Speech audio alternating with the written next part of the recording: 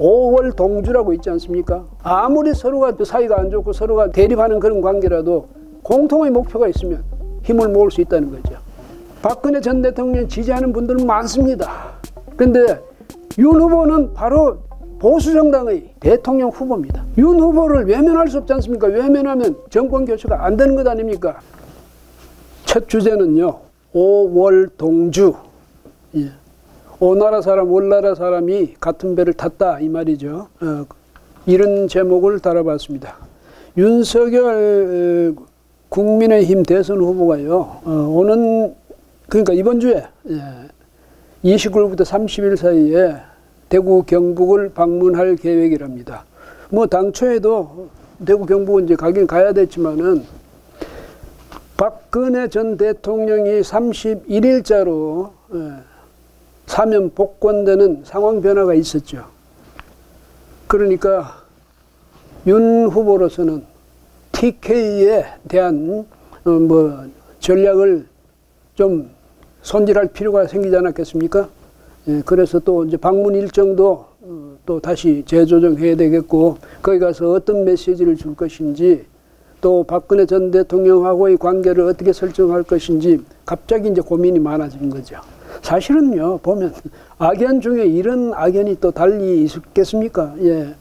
윤 후보는 과거에 박근혜 전 대통령 재임 시에 그때 국정원 댓글 사건, 그걸 이제 수사하는 과정에서 그 위선하고, 그러니까 뭐 지검장, 또 심지어 뭐 황교안 당시 법무장관하고 그 사이에서 이를테면 갈등 구조가 형성이 돼가지고 수사팀장을 하다가 그 수사팀에서 배제가 됐죠. 그래서 여주지청장으로 복귀했다가 거기서 뭐 대구 고검 검사로, 또 나중에 대전 고검 검사로 이렇게 뭐 일종의 이제 좌천입니다. 그렇게 다녔습니다.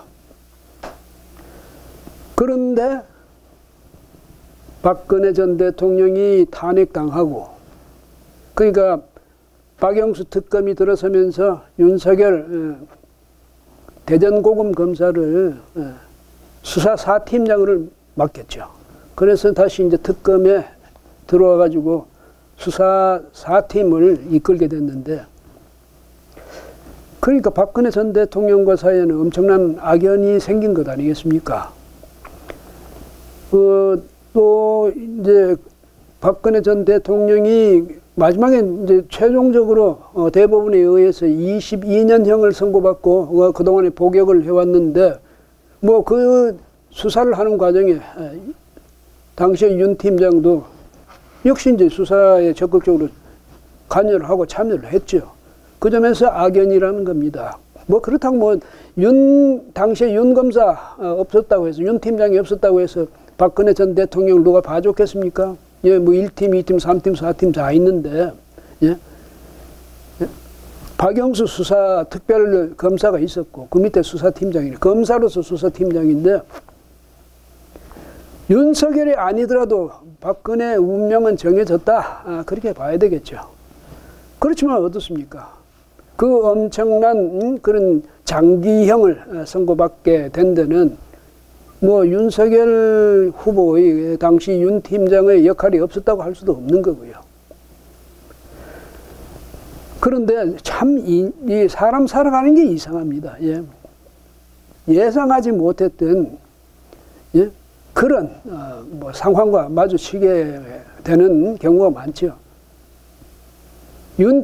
그때 윤 팀장, 나중에 이제 그때 특검 활동을 잘한 그 공로를 높이 인정받았는지 바로 2017년에 서울중앙지검장, 검사장으로 발탁됐죠.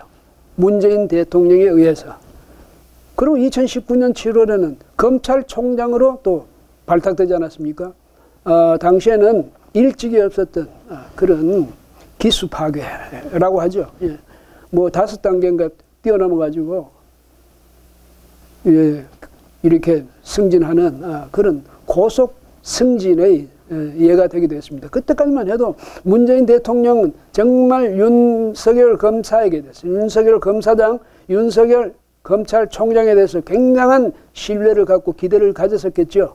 그래서 검찰총장 임명하고 임명장 수여하면서 아이고 우리 윤 총장님 그러면서 말이지 사람에 충성하지 않는 그런 분, 국가와 국민을 위해서 오직 거기에 충성하는 분이라고 또 아주 축켜 세우고, 예? 그러면서 그 자리에서 살아있는 권력에 대해서도 엄정하게 대응하라고 이렇게까지 당부하지 않았습니까?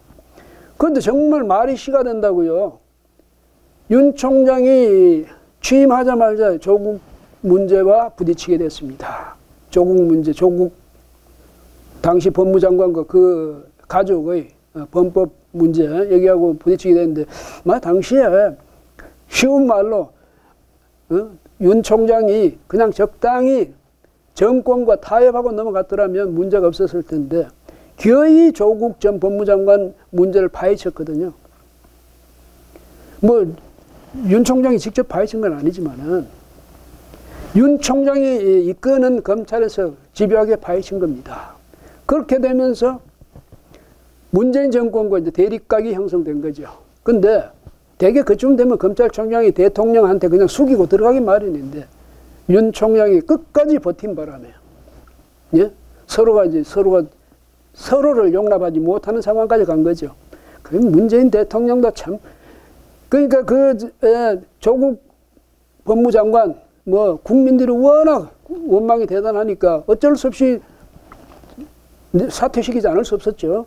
그러고 난 뒤에 그 다음에 만약 타협적인, 그 다음에 포용력이 있는 이런 법무장관을 기용해가지고 윤석열 총장을 좀 다독이고, 대신에 그런 문제가 생겼을 때 조국 전 법무장관은 정권의 안정을 위해서 또 국민들의 신뢰를 위해서라도 포기했어야 되는데 그걸 안 하고 오히려 조국 전 장관보다 더 집요하다, 강단 있다 이렇게 알려진 추미애 장관을 그 자리에 앉혔습니다. 윤석열 총장을 밀어내거나 장악하라 이런 주문이었겠죠. 그 윤석열 총장은 또 추미애 장관하고 사이에 또 엄청난 그런 대립, 갈등 구조 속에서 또 서로가 겨뤘습니다. 그러다 추미애 장관도 그렇게 정말 아주 모질게 검찰총장을 말이지 야유하고 조롱하고 압박하고 그러다가 결국 흔히 하는 말로 제풀에 나가 떨어진 거죠. 그 다음에는 좀 머리가 좀 좋다고 생각됐는지 박범계 법무장관, 지금도 법무장관 하고 있죠. 그 양반을 넣었어요. 윤석열 어떻게 좀 해보라는 뜻이었겠죠.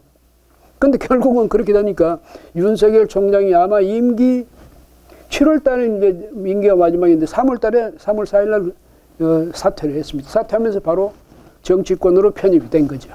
진입을 한 겁니다. 그래도 나중에 어느 정당을 선택했냐? 국민의힘. 과거에 박근혜 전 대통령이 이끌던 그 정당입니다. 보수 정당의 맥을 잇는다. 예?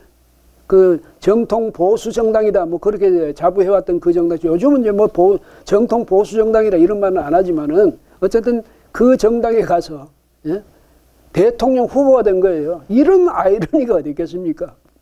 박근혜 전 대통령을 그런 식으로 수사를 해가지고 그 오랜 22년형을 선고받게 하는데 그 중 이익을 담당했던 윤석열 당시 검사가 수사팀장이 바로 그 정당의 박근혜 전 대통령이 이끌던 그 정당의 대통령 후보가 됐다. 사실은 상상할 수도 없는 일이 현실이 된 겁니다. 참 아이러니라고 할 수도 있죠. 그러니까 인생의 어느 곳에서 어디 가서 누구와 어떻게 만나게 될지 참 알 수 없는 겁니다. 그렇게 되는데 이제 그 박근혜 전 대통령이 문재인 대통령이 무슨 생각을 했는지, 무슨 계산을 했는지 갑자기 안 한다 하다가 갑자기 사면 복권을 하게 됐습니다. 근데 사실은 진작이었어야죠. 세상에 아무리 정치적 보복을 한다 하더라도 이렇게 집요하게, 이렇게 지독하게 한 경우는 없었지 않습니까? 전두환, 노태우, 반란 수괴, 내란, 이런 걸 가지고, 그런 혐의를 가지고, 재판을 해가지고 형을 선고했을 때도, 그래가지고 무기형 그 노태우 전 대통령 17년형 이렇게 받지 않았습니까? 그랬던 사람들한테도 2년 조금 넘게 구속했다가 사면 복권했습니다. 그런데 박근혜 전 대통령 4년 9개월이나 예? 그냥 그 구속된 상태에서 사실상 방치하다시피 해두었거든요. 이번에는 뭐 여러 가지 이유가 있대. 정치적인 계산이야 복잡하고 뻔하지 않습니까? 거기다가 박근혜 전 대통령 건강도 안 좋다 이러니까 이거 자칫하다 내가 뭐 덤태기 쓰는 것 아니냐 이런 우려도 생겼을 것 같습니다. 제가 생각할 때는. 그래서 이제 내놨는데 윤석열 총장 후보 측 입장에서 볼 때는 계산이 아주 복잡해진 거죠. 그러니까 대구에 가서 민심을 이제 좀 살피고 또 다독여야 되겠다 이런 생각이 드는데 제가 생각할 때 단 방법이 없습니다. 5월 동주라고 있지 않습니까? 오나라 월나라가 서로 바로 항주를 지금 항주 그걸 중심으로 했던 그 월나라 또 이쪽에 소주 이쪽을 중심으로 했던 오나라 이 두 나라가 오랜 기간 동안 접경하고 있으면서 심각한 그런 갈등과 대립을 해왔거든요. 걸핏하면 싸우고 전쟁을 벌이고 이랬는데 그 경계선에 있는 강에 말이죠. 그 강을 이제 건너가는 배 어느 날 오나라 사람 월나라 사람들 한 10여 명이 같이 타고 갔는데 갑자기 풍랑이 거세게 일어가지고 이게 배가 침몰할 지경에 이르렀거든요. 그러니까 그렇게 원수 같던 오나라 월나라 사람들이 이 배를 구하기 위해서 같이 협력하더라는 것 아닙니까? 그래서 5월 동주라는 말이 나왔습니다. 아무리 서로가 사이가 안 좋고 서로가 뭐 대결하고 이런 대립하는 그런 관계라도 공통의 목표가 있으면 힘을 모을 수 있다는 거죠. 박근혜 전 대통령 지지하는 분들은 많습니다. 그런데 윤 후보는 바로 보수 정당의 그 정당의 대통령 후보입니다. 당선시켜야죠. 정권 교체를 하려면. 윤 후보를 외면할 수 없지 않습니까? 외면하면 정권 교체가 안 되는 것 아닙니까? 그 점에서 윤 후보를 지지하는 사람, 박근혜 전 대통령을 지지하는 사람, 공통의 목표가 뭐냐면 정권 교체니까 그걸 위해서 힘을 모아야 됩니다. 타협하고 힘을 모아야지. 나중에 서로 계산은 대선에서 승리하고 난 이후에 하면 되는 겁니다. 박근혜 전 대통령 이쪽에서 이겨야 윤 후보 측이 그러니까 국민의힘 측이 이겨야 나중에 신원도 할 수 있고 명예를 회복할 수도 있고 그런 거 아닙니까? 그 다음에 무엇이 옳았는지 걸렸는지 판단도 하게 되는 거고 만약에 이쪽 대선에서 지고 나면 박근혜 전 대통령도 다시 정치적으로나 또 인간적으로 재개할 수 있는 그런 계기를 잃어버리는 게 되니까 합쳐야죠. 마음을 모아야 됩니다. 설령 마음속에 서로가 감정이 쌓이고 쌓였더라도 일단 승리를 위해서는 5월 동주 같이 힘을 모으자. 그래야 될 거다. 이런 말씀을 드리고 싶네요. 예.